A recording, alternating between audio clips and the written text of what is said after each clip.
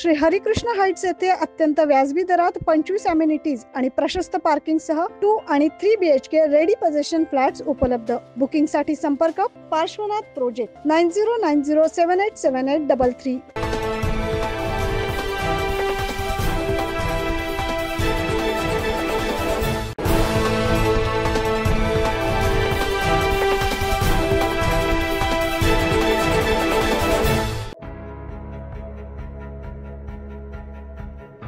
नारपारच्या पाण्यासाठी नांदगावकर एकवटलेत। नारपारसाठी सर्वपक्षीय लढा उभारण्याचा निर्धार घेण्यात आला। पाहूया सविस्तर बातमी। नारपार नदीजोड प्रकल्पात नांदगाव तालुक्याचा समावेश करावा या मागणीसाठी राजकीय हेवेदावे बाजूला ठेवून एकत्र लढा देण्याचा निर्धार मनमाड शहरात झालेल्या नारपार जलहक्क समितीच्या सर्वपक्षीय बैठकीत करण्यात आला। शिवसेना ठाकरे गटाचे जिल्हाप्रमुख गणेश धात्रक यांच्या अध्यक्षतेखाली ही बैठक घेण्यात आली। या बैठकीस खासदार भास्कर बगरे, ज्येष्ठ सामाजिक कार्यकर्ते अशोक परदेशी, माजी आमदार जगन्नाथ धात्रक उपस्थित होते। यावेळी मुंबई उच्च न्यायालयात जनहित याचिका दाखल करण्याचा निर्णय घेण्यात आलाय। तसेच नारपार नदीजोड प्रकल्पात नांदगाव तालुक्याचा समावेश नाही केला तर आंदोलनाची दिशा देखील ठरवण्यात येईल। दुष्काळग्रस्त नांदगाव तालुक्यातला सुजलाम सुफलाम विकास पूर्णपणे थांबला असून यासाठी नारपार दमणगंगा खोऱ्यातील नियोजित जल प्रकल्पातील पाणी मिळावे यासाठी या बैठकीत विचार मंथन करण्यात आले।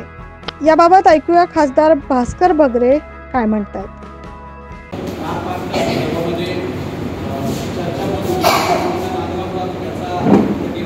समावेश नाही किंवा जे आपल्याला दिसतंय मला फार याच्यातलं ज्ञान नाही, पण आदरणीय शेट्टे साहेबांचा जे निवडणुकीच्या काळामध्ये शेट्टे साहेब परिस्थिती जे निवडणूक निकाल लागल्यापासून माझ्या पाठीमागे आतापर्यंत 3 ते 4 वर्षा साहेबांनी आपल्यासाठी घेतलं की हे भाग आहे देवळाचा भाग आहे, या भागाला पाणी देण्याच्या दृष्टीने काय करता येईल म्हणून सातत्याने पाठीमागे लागलो। यावेळी विविध पक्षाचे नेते कार्यकर्त्यांनी मार्गदर्शन केले।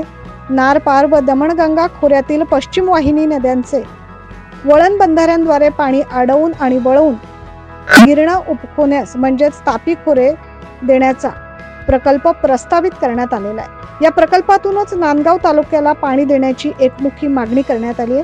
या बैठकीस शिवसेना ठाकरे गटाचे संतोष बळीत, विलास कटारे, प्रवीण नाईक, श्रावण आढाव, प्रमोद पाचोरकर यांच्यासह सर्वपक्षीय नेते आणि कार्यकर्ते उपस्थित होते। नारपारच्या या लढ्याला आता यश येणार का? नांदगावकरांचा पाणी प्रश्न कायमचा सुटणार का? हे बघणं आता महत्त्वाचं ठरणार आहे। 9 न्यूज महाराष्ट्रासाठी प्रतिनिधी आम्रपाली वाघ।